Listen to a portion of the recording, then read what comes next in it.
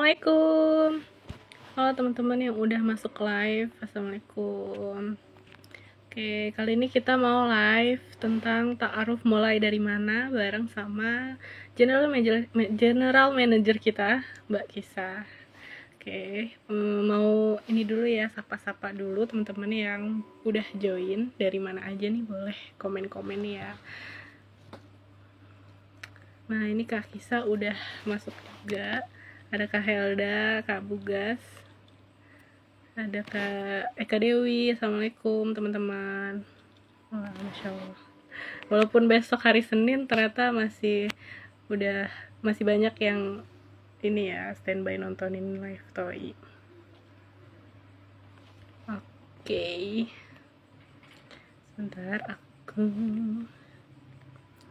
aku mau request Kak Kisah dulu ya untuk masuk ke live kita hari ini. Halo Kak Fahla Latifah. Ya, Assalamualaikum Kak Kisah. Waalaikumsalam warahmatullahi wabarakatuh. Gimana Kak Kisah, sehat? Alhamdulillah. Udah Ini kenapa? aku bagus gini atau mending gini? Kelihatan mana? Ini sih ini yang kedua. Ini aja. Nah, Oke, shining, shimmering, splendid. ini dari Oke. Kak Dapur Fitri Fauziah. Semoga Allah pertemukan, mudahkan, lancarkan jodoh terbaik untuk Fitri Fauziah. Amin. Kita doain bareng-bareng Amin. nonton live kita kali ini, dipertemukan jodohnya di waktu yang terbaik dengan Amin. jodoh terbaik. Amin. Ya, Amin. oke. Nah, kali ini kita mau bahas tentang apakah kita tentang ta'aruf mulai dari mana? Karena ternyata banyak juga nih Kak Kista yang bingung kayak sebenarnya ta'aruf tuh kayak gimana sih? Terus harus sama ustadz kah atau misalnya harus tukeran CV kah yang sebenarnya yang syar'i itu kayak gimana gitu. Nah, kalau dari Kak Kista sendiri pernah nggak sih ada teman-teman yang juga bingung gitu kayak ta'aruf tuh sebenarnya harusnya kayak gimana sih gitu? Ada yang pernah nanya nggak kayak gitu Kak? Oke, baik. Bismillahirrahmanirrahim. Selamat malam semuanya. Assalamualaikum warahmatullahi wabarakatuh. Um, Senang sekali ya sebelumnya berjumpa kembali bersama teman-teman Bestoy di sini. Udah lama kayaknya aku nggak live Instagram dan hari ini seperti yang tadi Konita udah bilang kita bakal bahas tentang ta'aruf mulai dari mana gitu karena banyak banget sebenarnya orang yang ternyata tuh belum tahu ta'aruf itu seperti apa, caranya bagaimana, dan lewat apa, itu masih banyak banget yang bertanya-tanya gitu. Jadi mungkin untuk tim Toi atau orang-orang yang sudah lama follow Toi, itu udah banyak yang tahu ta'aruf itu harusnya seperti apa. Tapi ternyata di luar sana kita itu masih banyak banget dapat pertanyaan, masih banyak banget persepsi-persepsi yang perlu kita luruskan terkait dengan ta'aruf ini gitu ya. Jadi teman-teman, kalau misalnya ada yang mau ditanyakan, boleh pakai fitur tanya biar nggak ketimbun tuh kata kata Konita ya, biar nggak ketimbun dan juga um, jangan takut buat nanya. Jangan takut buat nanya karena di sini kita bakal bantu jawab pertanyaan-pertanyaan yang teman-teman khawatirkan tentang ta'aruf gitu ya. Kalau tadi ditanya pernah nggak sih dapat dapat pertanyaan ta'aruf itu harusnya mulai dari mana? Ya tentu aja pasti sering banget gitu, sering banget. Apalagi untuk teman-teman yang um, mungkin masih awam ya keluarganya dengan ta'aruf itu seperti apa gitu. Terus kalau misalnya ngelihat mungkin di media sosial atau mungkin ngelihat di TV, itu banyak public figure yang oh dia ternyata langsung nikah ya lewat ta'aruf misalnya kayak gitu. Terus mungkin orang-orang di sekitar kita bukan keluarga tapi misalnya ada kok paling nggak ada satu temen yang oh dia nikahnya lewat ta'aruf kok misalnya kayak gitu. Tapi kita sendiri ngerasa kayak aku pengen ta'aruf tapi nggak tahu nih mulai dari mana atau harus lewat siapa, gimana caranya itu nggak ngerti gitu. Jadi bukan karena tidak mau ta'aruf, tapi Hmm, nggak tahu harus gimana gitu loh. Jadi udah milih ta'aruf nih, tapi nggak tahu harus mulai dari mana kayak gitu sih. Oke, karena mungkin masih banyak yang belum begitu paham juga ya Kak, kayak taruh tuh sebenarnya prosesnya kayak gimana sih gitu. Nah ini sama kayak ada pertanyaan juga dari Kak Wahyu Kurniawan. Ini aku apa saja yang harus ditulis di CV Ta'aruf Kak? Boleh dijawab Kak Kisa silakan. Nah, ini pasti belum download aplikasi TOI. Betul. Teman-teman kalau misalnya teman-teman belum download aplikasi TOI atau bisa juga langsung ke websitenya di ta'arufonline.id. Di situ teman-teman nggak harus mikir apa aja sih sebenarnya harus ditulisin di CV Ta'aruf gitu ya. Karena kalau di aplikasi Ta'aruf Online Indonesia teman-teman itu nggak perlu mikir harus nulis apa aja karena di situ udah langsung kita sediain template poin-poin apa aja yang harus diisi di CV gitu. Jadi teman-teman tinggal isi aja deh, nggak perlu mikir gitu. Tapi kurang lebih ya sebenarnya CV ta'aruf itu kurang lebih sama seperti CV ketika teman-teman itu mau mendaftar kerjaan gitu. Kurang lebihnya tuh sama. Ibaratnya kalau misal CV untuk melamar pekerjaan itu kan teman-teman hanya sebatas di dunia pekerjaan aja gitu. Tapi kalau untuk CV ta'aruf ini lebih luas lagi cakupannya, lebih panjang lagi juga berpikirnya gitu ya. Karena kan eh, tentu saja menikah itu adalah ibadah terpanjang gitu. Jadi tentu saja tidak sesederhana itu, tapi juga tidak sebetulnya tidak serumit itu juga bagi teman-teman yang sudah belajar bagaimana caranya mengenal diri gitu. Betul sekali. Nah, kalau teman-teman penasaran mau nyoba bikin SIP taruh, silahkan download aja di Taruh Online Indonesia karena kita sudah menyediakan formnya Kak. Jadi udah ada formnya apa aja yang harus diisi. Misalnya contohnya ada nama, biodata, terus kayak visi, misi pernikahan, kekurangan, kelebihan, kayak gitu. Jadi kakak tinggal isi aja. Kita sangat memudahkan teman-teman daftar taruh. Nah, terus ada pertanyaan lagi nih Kak dari KMNCBBRKT. Udih, Kak kalau sudah nazar beneran didampingin sama ustadz dari tahun katanya. Coba ya dilihat fitnya Toi, dilihat fitnya Toi kita ada selalu ada press release-nya kok kalau misalnya kita nazar itu pasti akan didampingi oleh Ustadz dari Toi selama nazar offline itu dilakukan atau dilaksanakan di wilayah layanannya Toi gitu. Toi kan udah ada di 17 wilayah ya yang tersebar di Sumatera, Jawa dan Bali gitu. Jadi selama kotanya itu available, Ustadz dari TOI maka insya Allah akan ditemani. Tapi tenang aja kalau misalnya teman-teman itu tidak berada di domisili layanannya dari TOI, teman-teman juga akan didampingi Nazor via online atau via Zoom. Seperti itu. Jadi beneran didampingin. Beneran didampingin.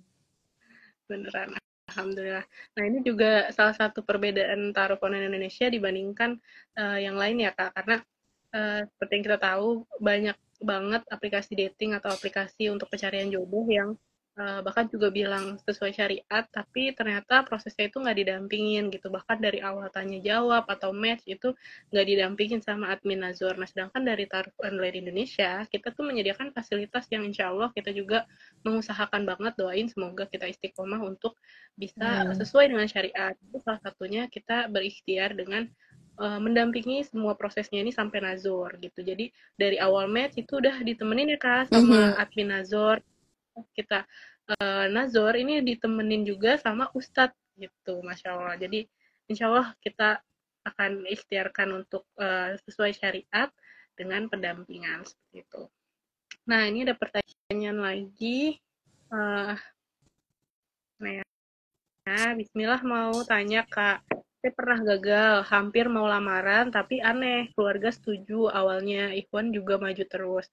Tapi salah satu keluarga yang ada yang nggak serak itu gimana ya Kak? Apa bukan jodoh? Istiqoroh juga ragu. Doakan saya, semoga Allah ganti lebih baik secepatnya. Down dan sedih ada juga katanya gitu dari Kak Dapur Fitria Uziah. Iya, oke.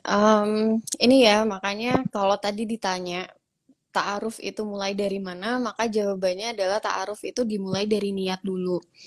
Itu niat yang lurus dulu. Eh, Kadang tuh ini sebenarnya fakta yang agak mencengangkan ya kalau misalnya sekarang saya melihat gitu teman-teman yang mungkin generasi millennials itu kecenderungannya itu takut nikah gitu atau tidak memprioritaskan menikah.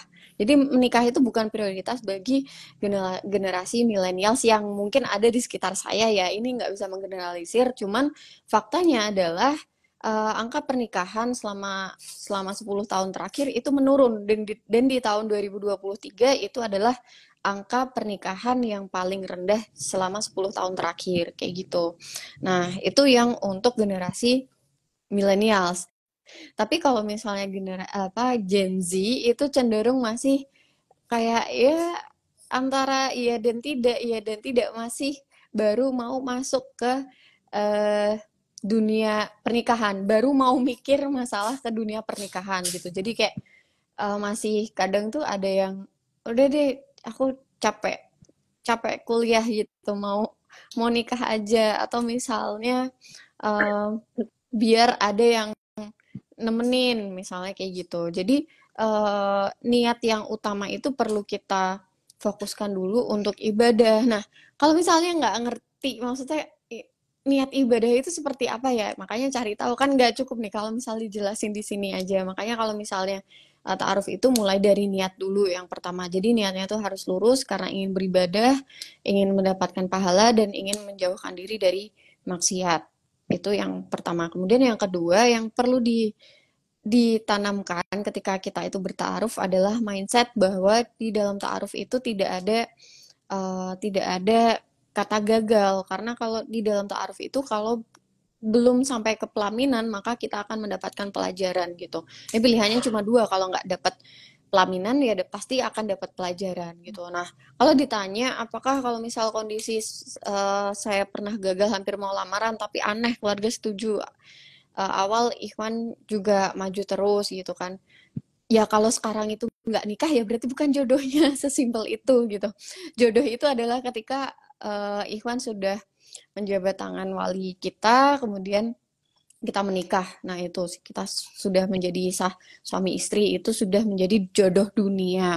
Nah makanya ketika sudah menjadi jodoh dunia, berikutnya adalah bagaimana kita mengusahakan jodoh dunia ini akan berlanjut sampai nanti berjodoh juga di akhirat kayak gitu.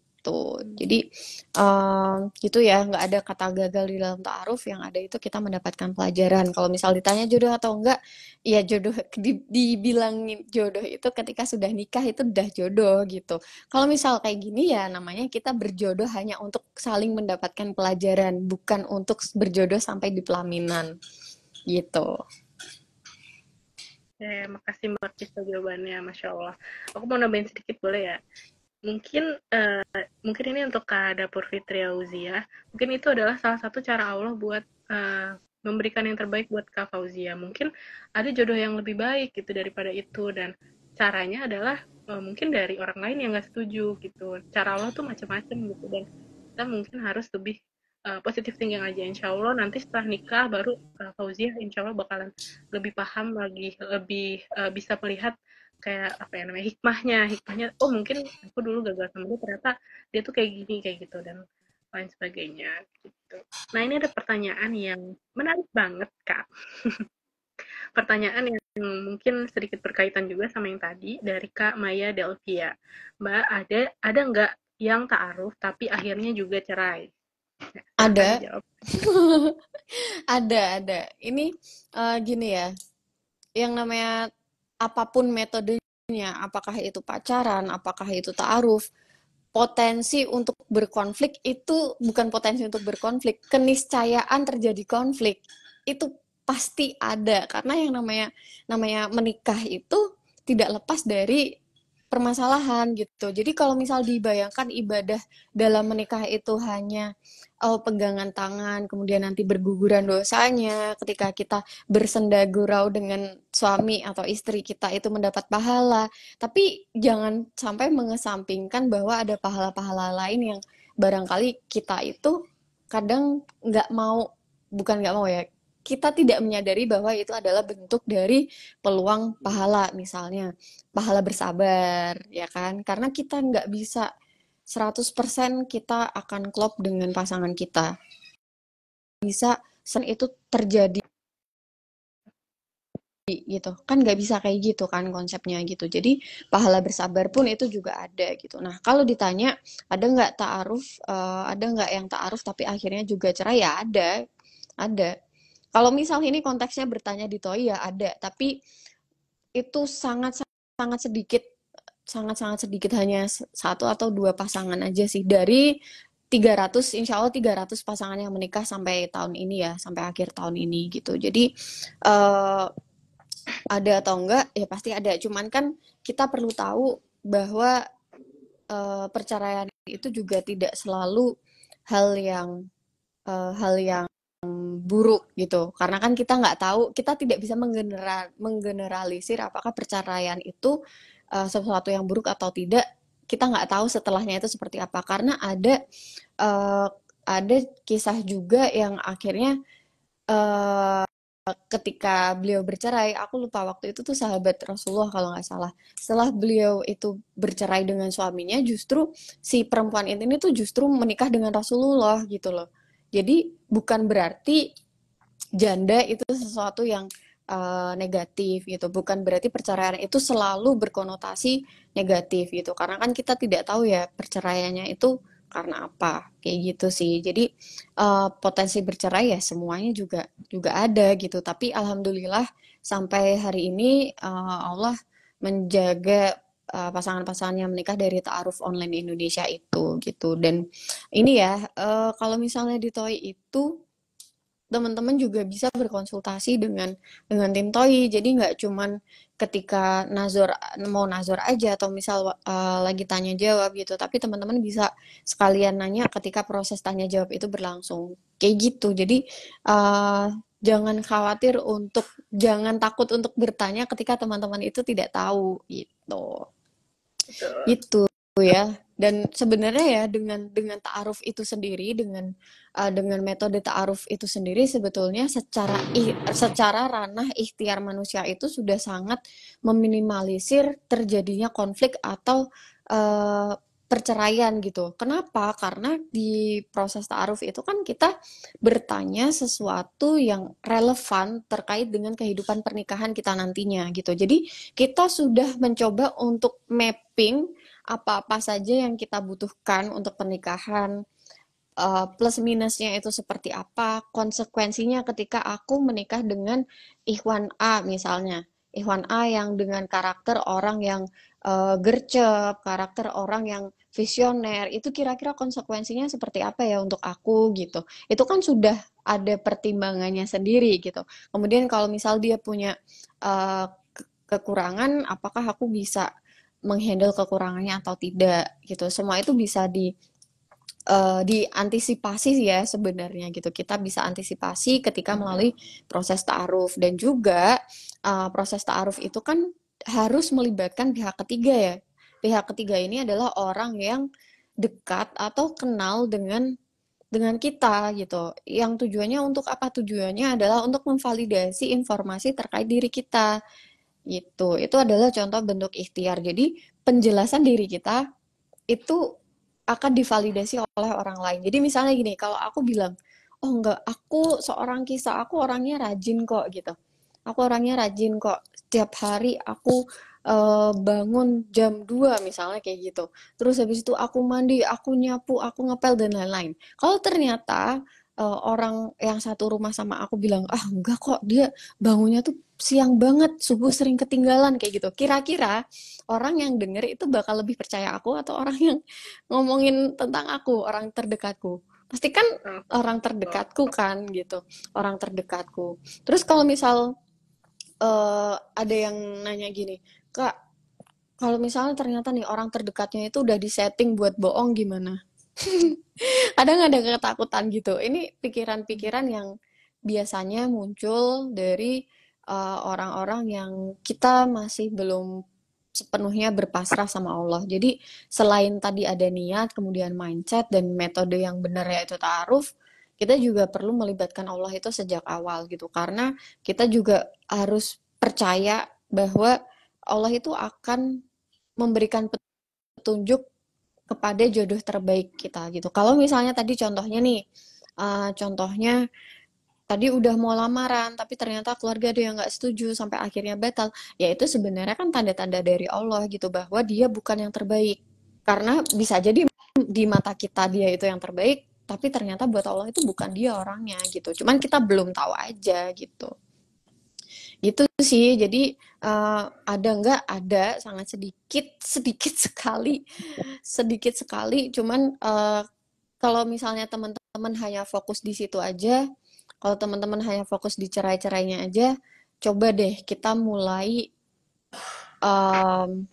mulai filter informasi-informasi yang masuk ke dalam diri kita gitu. Jangan-jangan ketika kita itu kekhawatiran kita tentang bercerai itu tinggi, barangkali informasi-informasi yang masuk terkait dengan perceraian itu banyak gitu di kepala kita, atau mungkin kita terlalu banyak melihat orang-orang yang bercerai di sekitar kita gitu. Nah, terus caranya gimana ya? Caranya dengan coba cari contoh orang-orang yang memang pernikahannya itu long lasting, langgeng sampai akhirnya maut menjemput, misalnya kayak gitu. Atau juga cerita-cerita dari Rasulullah bersama dengan istri-istrinya itu seperti apa, kayak gitu. Jadi kita juga perlu memanage informasi yang masuk ke dalam diri kita, dalam otak kita, agar informasi itu berimbang, nggak berat sebelah. Kalau misal ngelihatnya yang seneng-senengnya aja, terus jadi halu, itu juga salah. Tapi kalau ngelihat yang jelek-jeleknya aja, itu juga salah. Karena kita tetap harus nelen,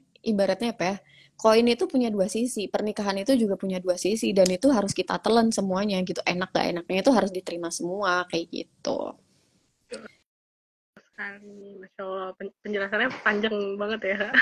Karena emang ini yang benar-benar ya itu sih kita harus balikin ke niat, dan sebenarnya simpelnya adalah apapun itu ikhtiar, maksudnya apapun itu jalur yang diambil kayak pacaran ataupun dijodohin itu juga ada potensi cerai kok, semua ada potensi cerai gitu.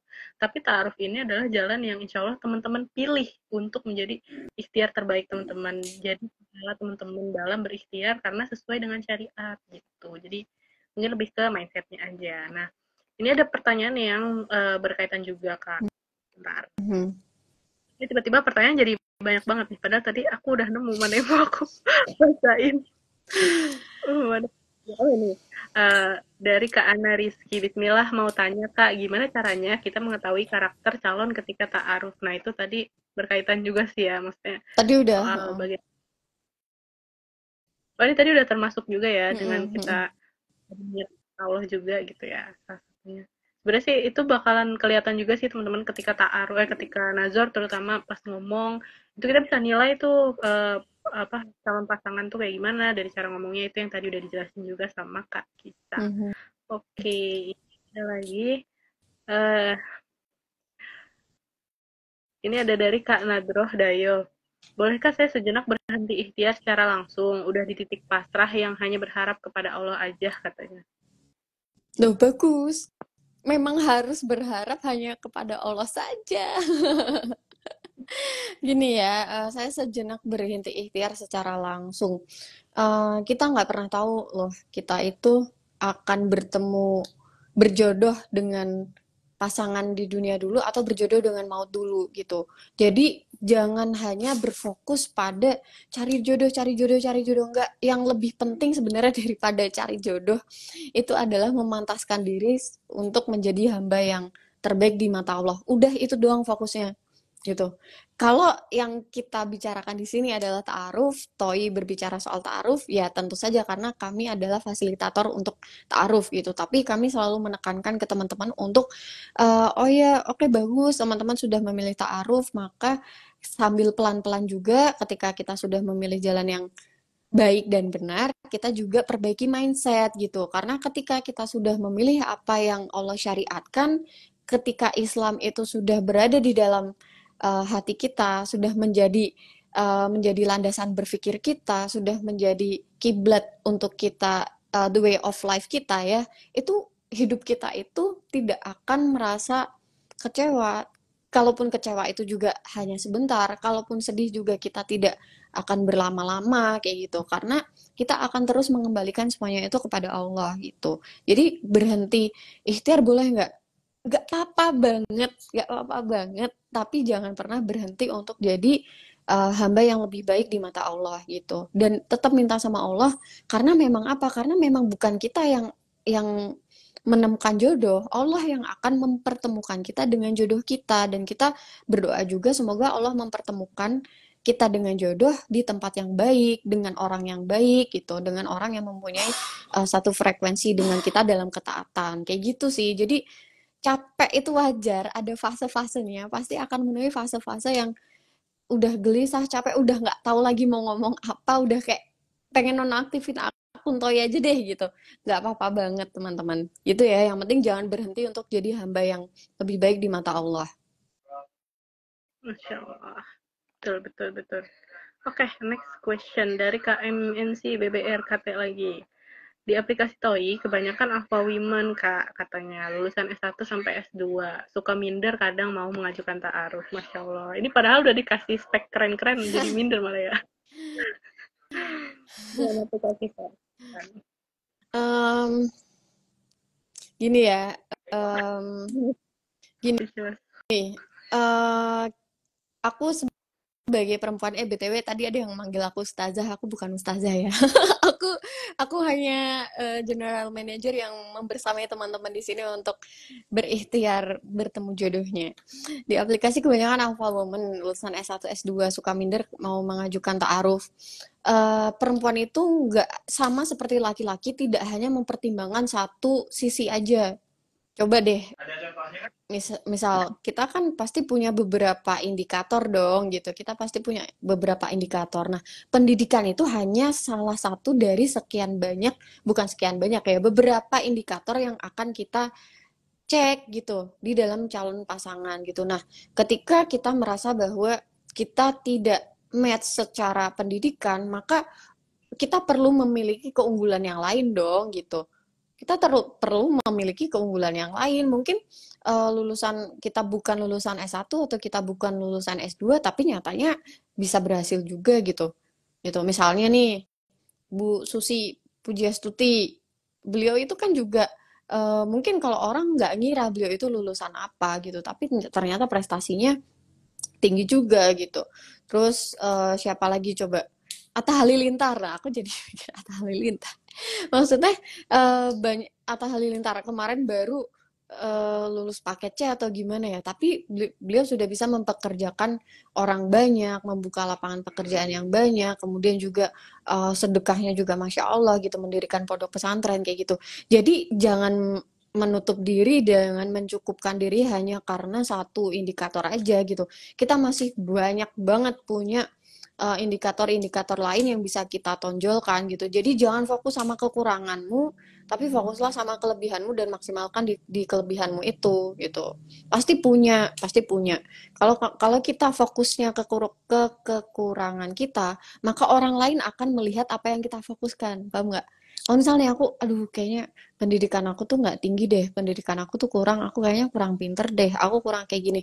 Orang akan melihat kita berbicara, bukan bicara ya, tapi maksudnya aura yang terpancar dari kita itu tuh akan menyesuaikan dengan mindset kita gitu. Akhirnya orang lihat kayak, orang itu insecurean deh, orang itu kayaknya emang nggak berpendidikan deh. Padahal bukan karena nggak berpendidikan ya, karena kita fokusnya ke situ gitu. Coba kalau misal kita fokus ke kelebihan kita yang lain gitu. Misalnya nih kita ternyata punya hafalan Quran, ya udah fokus aja ke hafalannya kita gitu. Ternyata punya hafalan dan juga diamalkan gitu, itu kan pasti jadi nilai plus juga. Atau misal kita orang yang rajin gitu ya, kalau misalnya laki-laki nih suka mindernya itu biasanya di pekerjaan juga. Di pekerjaan itu juga pada bilang eh aku belum belum ini belum bisa, belum belum mapan gitu. Beda loh kalau misal nih ternyata sama-sama gaji UMR, katakanlah gitu ya. Gaji UMR. Kalau misal ada yang bilang, hmm, gajiku masih UMR, tapi setiap hari aku mengusahakan untuk mendapat pekerjaan yang lebih lebih layak lagi, tapi aku akan memastikan kamu tidak akan kekurangan secara nafkah gitu. Sama dibandingin kalau sama-sama UMR nih gajinya, tapi ngomongnya gini, aku gajiku UMR, cicilanku banyak, kamu mau nggak nemenin aku susah-susah gitu? Kamu mau nggak nemenin aku susah-susah? Mindsetnya tuh beda, ngerti gak sih? Sama-sama gaji UMR, tapi mindsetnya beda gitu. Jadi tunjukkan bahwa mindsetmu itu lebih mahal daripada kondisi hari ini gitu. Karena kondisi hari ini tidak selalu mencerminkan masa depan ya. Tapi maksudnya ini hanya step aja gitu. Tapi mindsetmu itu yang akan menentukan bagaimana masa depanmu nanti, tentu saja dengan izin Allah ya gitu. Jadi nggak perlu minder. Dan di TOI pernah kok ada yang ikhwannya SMA, laki-lakinya SMA, akhwatnya S1 gitu. Jadi jangan minder ya. Kalau kalau kamu minder berarti memang mungkin bukan levelmu gitu. Tapi aku yakin pasti punya punya kelebihan gitu. Punya kelebihan yang nggak harus dinilai dari pendidikan aja. Mute, mute, mute, mute. Oh ya Allah. Ya benar-benar. Mbak Kisa tadi bilang, dan salah satunya mungkin kita juga harus cari tahu tentang diri kita itu ya Kak, biar kita juga nggak minder, Mm-mm. biar kita tahu gitu. Oke, nah ini ada pertanyaan, tapi ini aku langsung jawab aja karena pertanyaannya eh, cari yang serius ada apa enggak? Oke, Kak Sutikno, kalau misalnya mau cari yang serius, semua yang daftar di Tarufon Indonesia, insya Allah serius. Karena memang di sini kita dari awal sudah menekankan yang daftar TOEI itu ya memang orang-orang yang sudah mau masuk ke jenjang pernikahan, bukan iseng-iseng kayak di aplikasi dating-dating gitulah ya. Nah, terus ini ada pertanyaan juga dari Kak Anet, bagaimana cara daftarnya Ustazah? Saya kurang paham, mohon bimbingannya gitu katanya. Kak. Ini mungkin untuk new user, new best toy belum tahu Kak Kisa boleh dijelasin. Silahkan. Oke, untuk daftarnya teman-teman gampang banget, bisa ada di linknya di bio ta'arufonline.id, atau teman-teman bisa ke websitenya ta'arufonline.id, atau cari di Play Store atau App Store aplikasi Ta'aruf Online Indonesia yang logonya sama persis kayak yang ada di profil ta'arufonline.id ini gitu. Dan teman-teman, ini aku nitip juga untuk teman-teman yang mungkin sudah follow TOI tapi masih bertanya hal-hal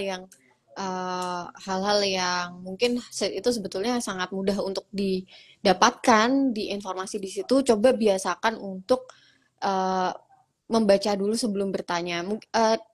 Aku husnuzon yang tadi mungkin user baru atau mungkin followers baru ya, jadi nanya nggak apa-apa. Tapi gini loh, kadang tuh kita kayak ini orang mau nikah, tapi effort untuk membacanya aja tuh rendah gitu. Effort untuk bacanya aja tuh nggak mau. Effort untuk cari taunya aja tuh nggak mau. Lebih pengen cari yang apa cepet gitu, cut off gitu. Jadi jangan ya, karena itu untuk menjadi penilaian juga nih sama calon nih. Males baca nih, jangan-jangan gitu. Ya, jangan ya Dek ya. Oke, Jangan jadi kita iya, dari jangan jadi iya. ini ada pertanyaan dari Kak Regi Subakti nih Kak. Bisa nggak kalau misalnya taruh itu mediatornya adik laki-laki saya? Karena mungkin kalau sesama laki, adik saya bisa lebih tahu dia baik atau enggak buat saya. Gitu katanya Me- Kak Bisa. Boleh kan nih? mediatornya. Oh, mediatornya. Jadi perantara. Atau Hmm. tambahan satu pertanyaannya selanjutnya, kalau Mhm. misalnya ternyata kurang atau nggak bisa nih Kak gitu, dari taruh Indonesia misalnya bisa nggak sih misalnya Hmm. nyediain perantara kalau nih gitu. Mhm. Silahkan Kak. Bagus sekali Konita pertanyaannya. Jadi gini ya, sebenarnya secara kalau aku mungkin sering menyebutnya dengan titik kritis ta'aruf. Titik kritis ta'aruf. Jadi kayak kadang tuh orang-orang kayak, ih itu bukan ta'aruf deh, soalnya nggak pakai CV kayak gitu. Kan CV harus, kalau ta'aruf kan harus ada CV ta'arufnya, kan kayak gitu kan. Jadi ta'aruf itu tidak harus selalu lewat CV gitu. Kalau misal teman-teman ternyata mau berta'aruf dengan teman sendiri misalnya gitu ya, ya nggak perlu pakai CV kalau emang sebelumnya udah kenal gitu. Tapi CV ta'aruf ini hanya tools atau alat yang akan membantu teman-teman mengulik lebih jauh terkait dengan calon pasangan maupun untuk merefleksi diri sendiri gitu. Kayak berpikir ulang nih, oh iya ya visi misi pernikahanku tuh apa ya gitu. Terus kayak misal deskripsi diri, aku tuh orang yang seperti apa ya? Jangan-jangan kita selama ini tidak pernah memikirkan diri kita itu seperti apa gitu. Kelebihan dan kekurangan kita apa dan lain sebagainya. Kayak gitu. Nah, salah satu titik kritis ta'aruf kalau saya mengistilahkan ya titik kritis ta'aruf itu adalah hal-hal yang mungkin nggak bisa kita skip gitu. Sesuatu yang bisa dikatakan, oh ini tuh ta'aruf tuh kayak gini ya, harus ada ininya gitu. Salah satunya titik kritis ta'aruf itu adalah adanya perantara gitu. Jadi kan kita nggak boleh khalwat atau tidak boleh berdua-duaan. Maka biar nggak berdua-duaan, maka harus ada pihak ketiga atau orang yang berperan sebagai perantara. Nah, kalau misal adik itu gimana gitu. Jadi sebaiknya perantara itu ada dua versi sih segini. Bisa nggak kalau misal orang tuaku sendiri atau waliku sendiri yang jadi perantara ta'aruf gitu. Itu bisa banget. Itu bisa banget jadi perantara gitu. Dengan catatan orang yang menjadi perantara atau wali kita itu paham proses proses ta'aruf itu seperti apa. Proses ta'aruf itu seperti apa gitu kan. Jadi harus paham proses ta'aruf itu seperti apa, do and don't-nya itu seperti apa kayak gitu. Itu harus tahu gitu. Nah, cuman ada POV yang kedua nih. POV yang kedua adalah eh, biasanya kenapa orang itu tetap mengusahakan adanya pihak ketiga atau contohnya di sini misalnya Toi sebagai perantara dari keluarga Ikhwan maupun keluarga Awad. Karena kadang gini, kalau misal perantaranya itu dari salah satu pihak aja gitu, dari salah satu pihak aja nggak ada penengahnya, itu kadang itu mau konfirmasi, mau minta kepastian itu kadang ada perasaan-perasaan nggak enak gitu loh. Ada perasaan-perasaan nggak enak kalau misal nih ternyata perantaranya itu dari walinya pihak akhwat gitu.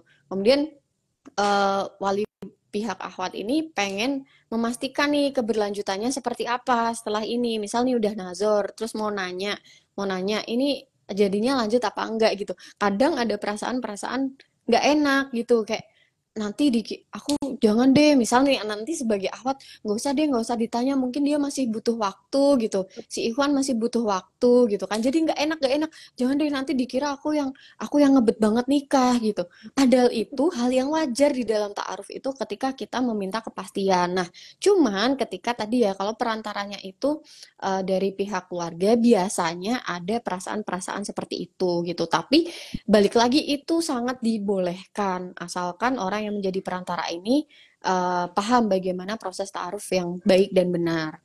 Seperti itu. Boleh dan tidak bolehnya itu seperti apa. Jadi tahu rambu-rambu ta'aruf itu seperti apa. Jadi kalau misal tadi ditanya apakah adik saya boleh jadi perantara. Nah, adiknya ini usia berapa? Udah paham ta'aruf atau belum gitu. Dan apakah ketika nanti apakah adik ini sudah berperan sebagai wali atau tidak gitu. Maksudnya masih ada orang tua atau enggak kayak gitu.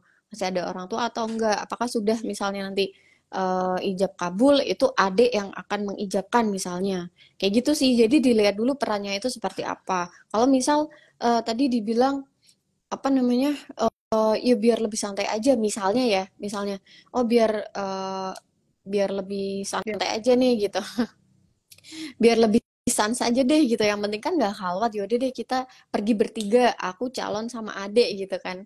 Ya sebetulnya kalau untuk khalwatnya oke lah aman ya tidak ada khalwat karena kan bertiga gitu. Tapi ada titik kritis ta'aruf yang lain yaitu apa? Yaitu diskusi pertanyaan yang itu memang berkaitan dengan ta'aruf. Jadi isinya itu bukan ngalor ngidul ke sana kemari kayak gitu ya. Biasanya kalau misal eh, ke sana kemari, maksudnya ke sana kemari ini maksudnya sudah membicarakan masalah persiapan rumah tangga atau mungkin nanti mau perabotannya apa aja. Sesuatu yang itu sifatnya teknikal banget itu biasanya dibahas setelah khitbah atau memang sudah jatuh lamar gitu. Itu jadi kalau misal masih sama adek dilihat dulu sih sebetulnya perannya adek ini seperti apa. Apakah memang sudah menggantikan wali atau itu seperti apa gitu. Biasanya sih orang yang sudah senior ya biasanya yang jadi perantara, atau misal teman yang Udah. memang udah nikah gitu. Dan tadi juga ditanya kalau misalnya kita udah punya calon nih tapi kita nggak punya perantara, itu bisa nggak sih Toi memfasilitasi? Itu bisa banget. Jadi teman-teman tidak harus selalu mendapat pasangan atau calon dari Ta'aruf Online Indonesia, tapi kalau misalnya nih teman-teman udah punya calon dan ingin diperantarai oleh Toi, itu bisa banget karena udah ada beberapa pasangan juga yang insya Allah iya, akan menikah Agustus besok insya Allah.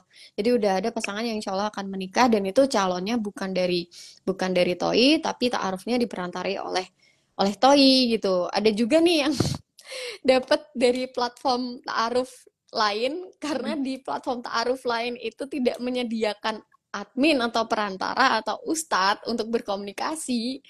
Mereka komunikasinya akhirnya langsung. Nah, mereka minta tolong Toi untuk memfasilitasi kayak gitu. Plot twist Banget ya. ya. Betul. Masya Allah. Oke, oke. Nah, ini ada pertanyaan yang berkaitan banget Kak sama yang tadi. Tapi Mhm. sebenarnya udah ada gitu ya. Pertanyaan dari Kak Queen Prilina. Temen aku dapat dari ta'aruf, tapi banyak yang iseng, malah udah nanya-nanya serius, kesannya hanya nanya udah makan apa belum dan gitu-gitu aja, nggak ada obrolan serius katanya gitu. Nah, ini Kak Queen Aprilia temennya dapat ta'arufnya dari mana nih? Aplikasi yang mana nih? Soalnya kita nggak kayak gitu ya. Nah, jelasin Kak Sisa, Nah, silahkan. itu sebetulnya teman-teman fungsinya ada perantara tuh itu. Jadi obrolannya itu terarah. Ngobrolinnya itu memang sesuatu yang itu berkaitan relevan untuk kita nilai ke depan potensinya itu seperti apa. Ini mungkin relate juga ya sama tadi ada yang nanya kalau misal ta'aruf itu yang ditanyakan tuh apa aja. Teman-teman nanti boleh ini ya, teman-teman boleh cek di feednya Toy itu ada pertanyaan apa aja yang harus ditanyakan waktu ta'aruf. Tapi kalau saya boleh singkat, pertama terkait dengan ibadahnya. Teman-teman boleh cek, boleh tanya sholatnya seperti apa, amalannya itu apa aja, kemudian tentang agama ya. Kok Kok bisa ada jempol? Kaget, sorry guys, kaget banget. Aduh, plot twist. Aduh, salah fokus lagi. Jadi misal nih agama tadi ya, tadi masalah agama bisa langsung ditanyakan.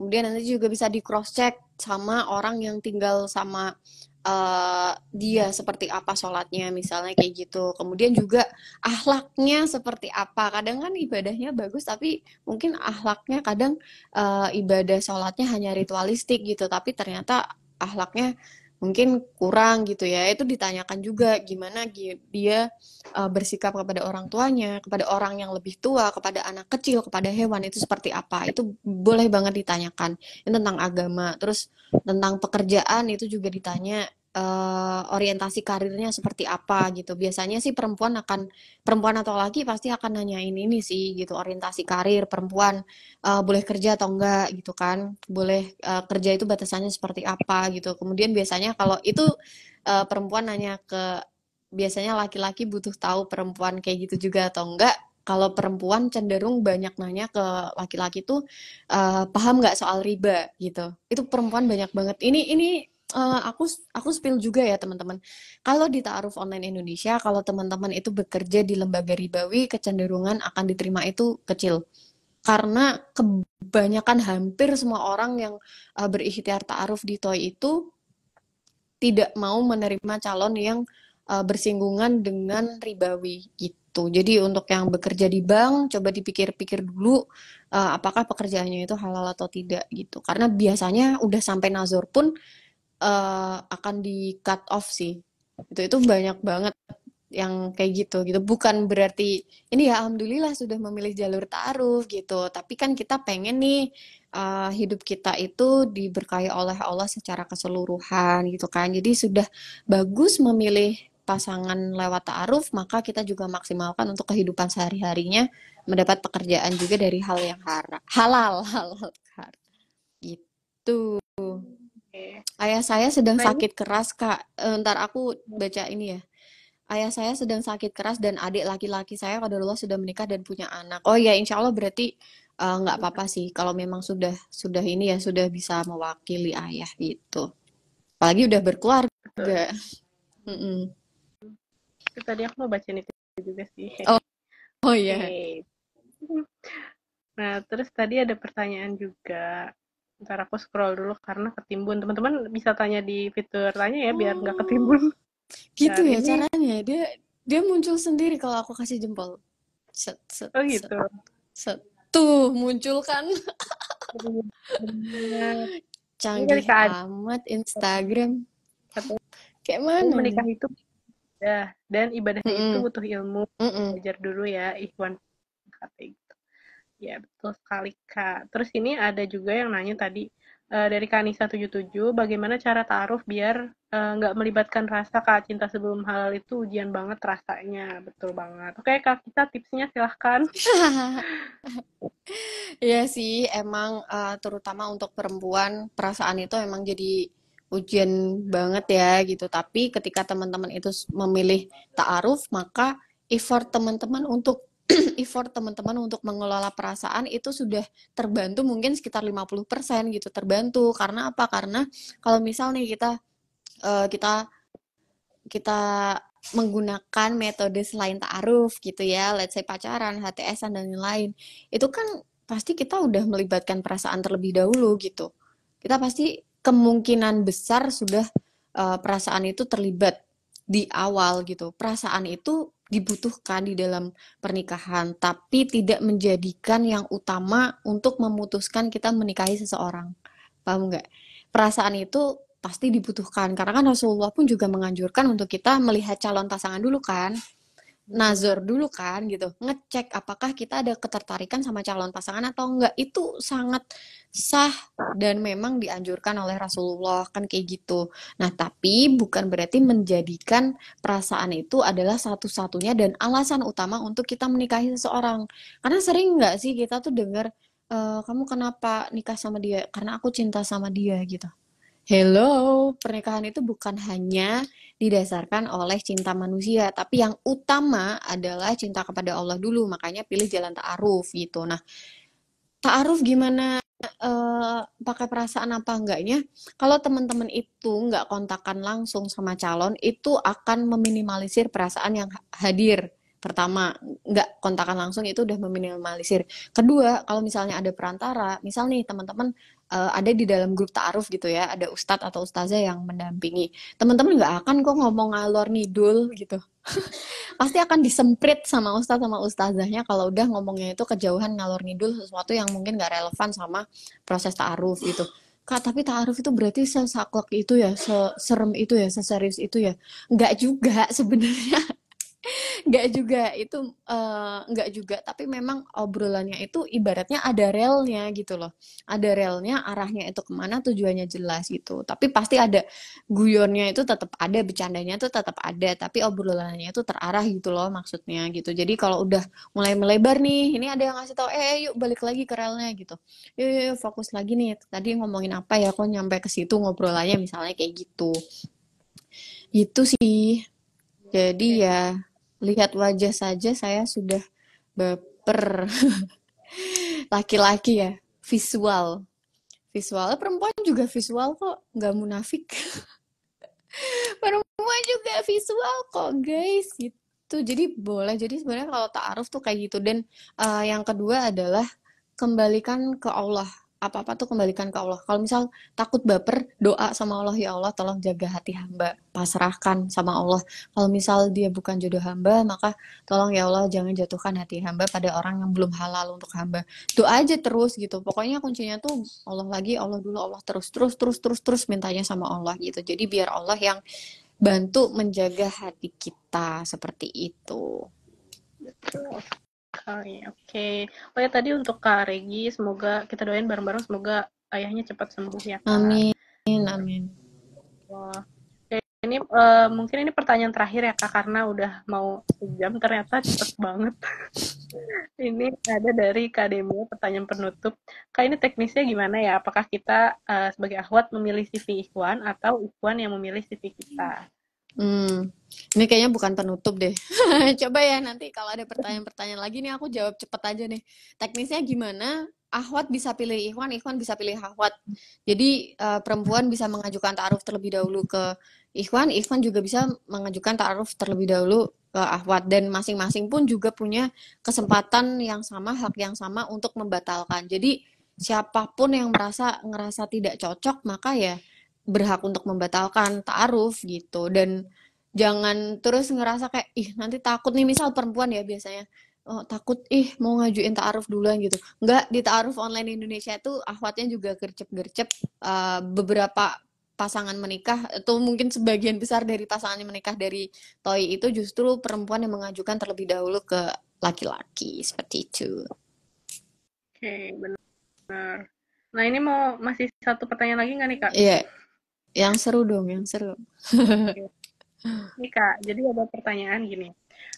Ada temennya nih, dia ta'aruf, tapi jadi katanya dia udah nikah, langsung nikah. Terus katanya dia dulu nggak pacaran, tapi ta'aruf, Kak. Tapi ta'arufnya itu, cara kenalannya itu mereka jalan berdua. Itu sebenarnya bener atau enggak sih, Kak, ta'aruf kayak gitu udah sesuai syariat atau belum? Nah, terus gimana cara kita tahu ta'aruf kita ini udah sesuai atau belum? Mhm.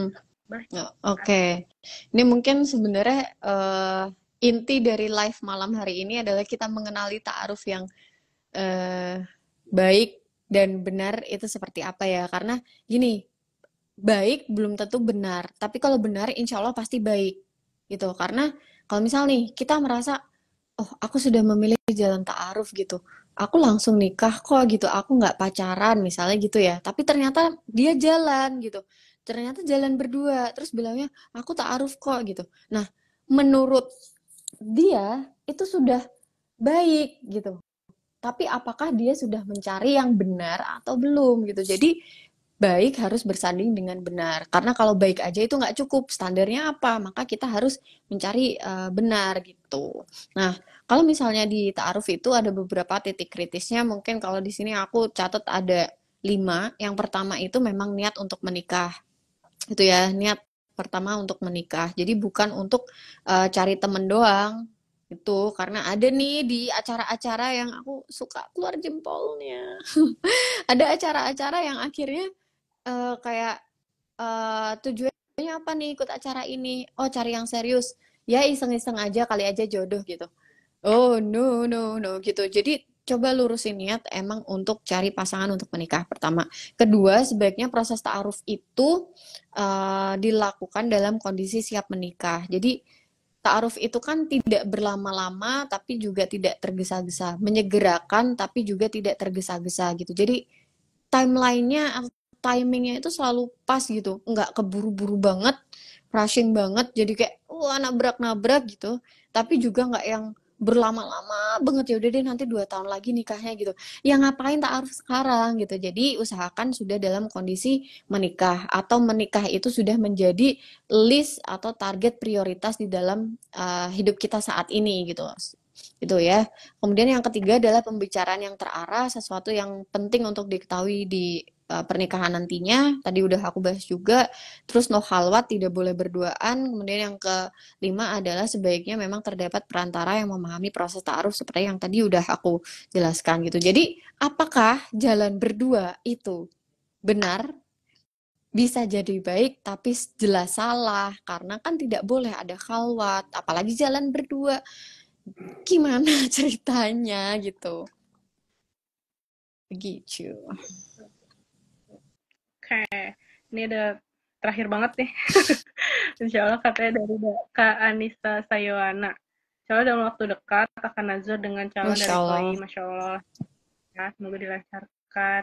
Nah, setelah ini katanya tahapan yang dilakukan seperti apa? Singkat aja, Kak. Oke. Lanjut.